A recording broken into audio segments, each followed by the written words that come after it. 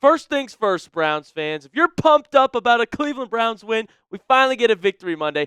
Go ahead and like the video right now if you're hyped up about it. And then we're going to tell you what Skip Bayless had to say about the Browns and Shedeur Sanders. You're not going to believe it.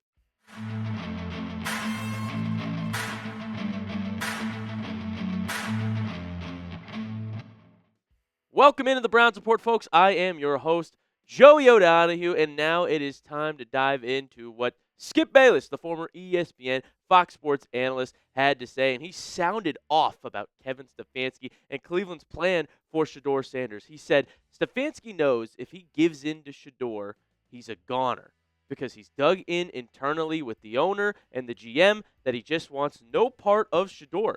He doesn't like him. He doesn't like the way he handles himself. He doesn't like the way he carries himself in the locker room and the social media and all those things that nobody liked about him in the NFL draft. I think it is a weird claim to make to say that the head coach doesn't like a player on his team, doesn't like a quarterback, right? Like maybe it's weird to speculate about personal feelings between Shedeur and Stefanski, but there certainly are some signs that Shedeur's not Stefanski's favorite quarterback on the roster. I mean, we saw that all throughout preseason. We saw that all throughout camp when Gabriel got all the reps. Shedeur never got reps with the first teamers, despite being the starter for one of the games in preseason, two of the games, in fact. And so then Cleveland, of course, drafted Gabriel in the third round ahead of Sanders and also named Gabriel the backup instead of Shedeur to Flacco. This was really fishy, though, in the Dolphins game. I mean, you're up 31-6, 4.5 minutes left, and you still have Gabriel out there. I mean, you won't even put in Shedeur for a couple minutes. And that's weird because you see every other backup in the league would have been in that game, right? I mean, that's just standard.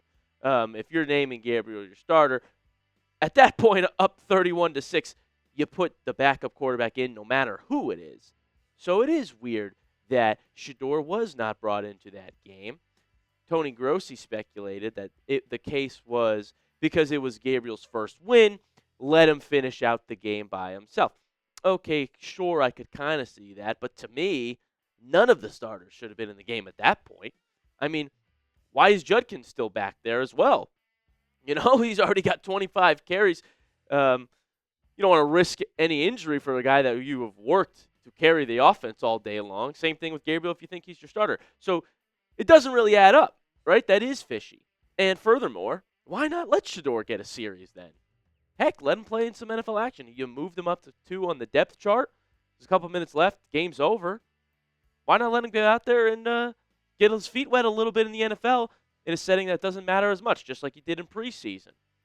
Made no sense to me to a guy that you want to evaluate this year in a game you were blowing out your opponent, it was already over, and your starters are still in. I don't understand that, to be honest. And look, Stefanski did a much better job calling that game on Sunday. Credit to going to the run like I was screaming for him to do.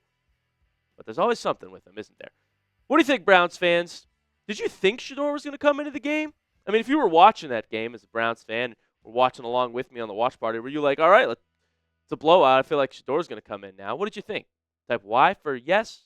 Type N for no. Where were you at, Browns fans? And did you think he should have come in? Let me know in that comment section below. I do think what would have happened if Shedeur got in that game against the Dolphins defense that has been awful all season long, in a game that was practically over, that Shedeur would have drove down the field, and it would have been electric. The fans would have been screaming. The atmosphere would have been crazy. I think that's exactly what would have happened is 12 would have marched right down the field and put a touchdown on the board. So ESPN Cleveland looked at this and said, well, maybe that's why the Browns didn't put in Shedeur. They didn't want to start a quarterback controversy, right? You put in Shedeur at the end. He goes and scores a touchdown, and all of a sudden everyone's going to scream that he should be the starting quarterback. So what? So what if that starts a quarterback controversy? That means this is a team that needs a quarterback. Like, you're going to make decisions scared then about what the public has to say? Oh, you're not going to play how you traditionally should play the sport?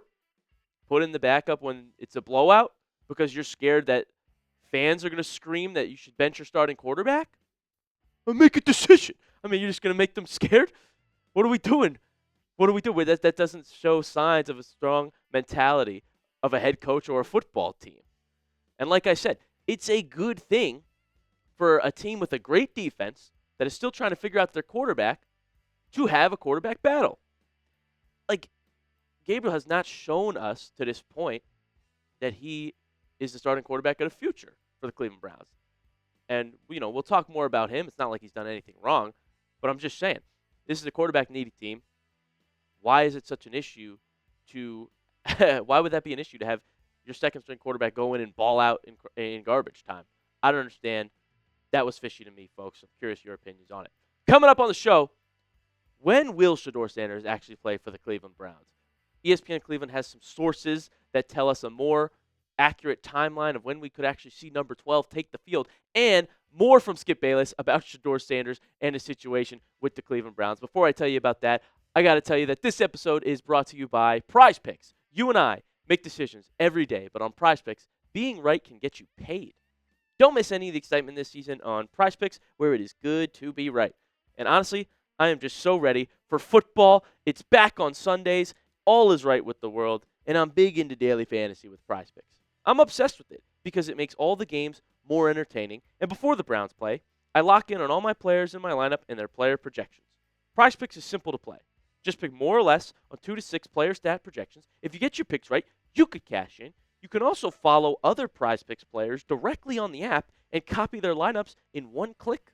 Whether it's a friend, a celebrity partner, or just someone whose picks you like, hit the follow button and check out every lineup they create in the new feed tab on Prize Picks. That means you could do that with my lineup as well. I make one every single week. I've got a Monday Night Football special with our old pal Baker Mayfield. Give me more than 18.5 rushing yards, and then C.J. Stroud and Sam Darnold, more than a passing touchdown for each of those two quarterbacks who have been slinging it all season long. If you want to try to make some money just like I am, you can download the app today and use code CLNS to get $50 in lineups after you play your first $5 lineup. That is code CLNS to get $50 in lineups after you play your first $5 lineup. Prize Picks, it's good to be right. Folks, some more insight about Shedeur Sanders and when he'll actually start for the Cleveland Browns. We've got sources that tell us it will be this season, but when? Well, Tony Rizzo on ESPN Cleveland said one source at the game on Sunday said that Shedeur will start the last 4 games of the season for the Browns no matter what.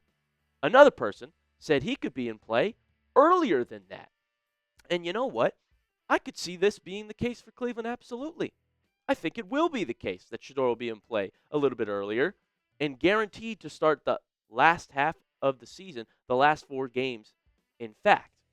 Now, unless Cleveland goes out there and just starts winning out, if we beat New England this week at New England and Gabriel plays really well and Cleveland wins after wins after wins, it's the only unlikely scenario I could see where this isn't the case. But I really do think no matter what, we'll see Shedeur play.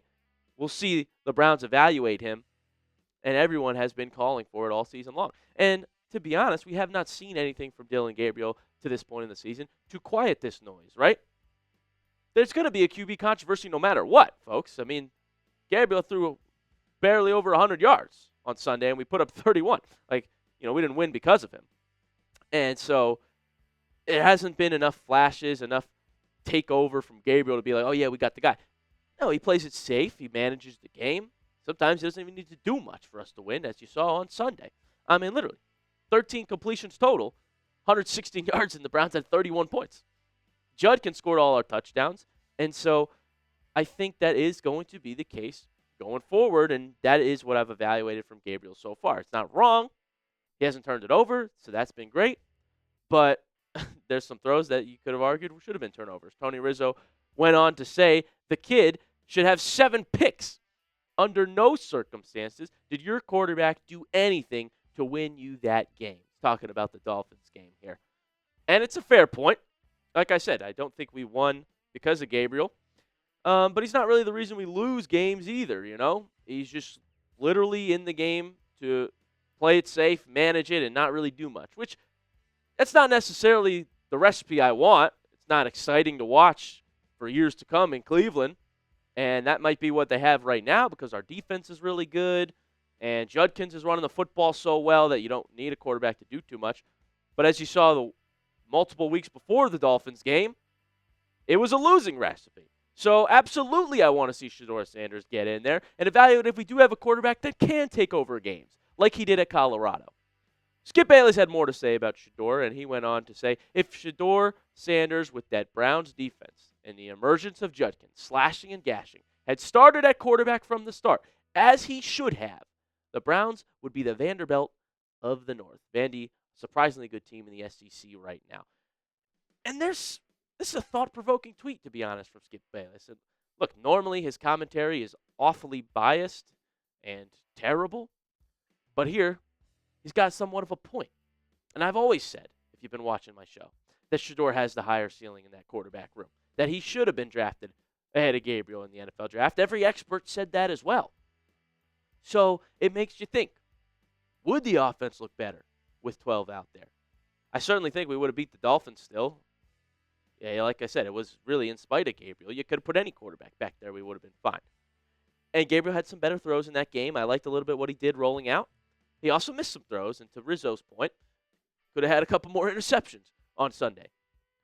But this is why I'm so excited to see 12 finally get out there and evaluate what we have in that quarterback room because, man, the hype has been so real around the legendary quarterback. I'm ready to see it. I think we will in a few weeks. So who should be the starting quarterback, Browns fans? Has your stance changed? Type DG if you think Dillon Gabriel should remain the Browns starting quarterback going forward. If what you've seen through 3 weeks is like, hey, that's our starter for the year.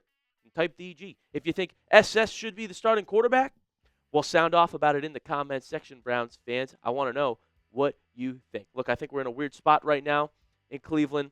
It's not the best situation for any rookie quarterback to be in behind an offensive line with tackles that can't block and receivers that aren't making plays. Isaiah Bond's snap count went down last week, too. We didn't really get to see much from him. Harold Fannin Jr. led the Browns in receiving yards. So I think it's a weird situation. Not sure that either quarterback would be the difference maker this year, but I do think Shedeur has a higher ceiling, has more potential, some better intangibles, and if we evaluate him sooner rather than later, that could be good for the Browns football team. Folks, thank you so much for tuning in to this edition of the Browns Report. Hopefully you are still pumped up about this Victory Monday. Enjoy it. Work or school must have been very fun for you today.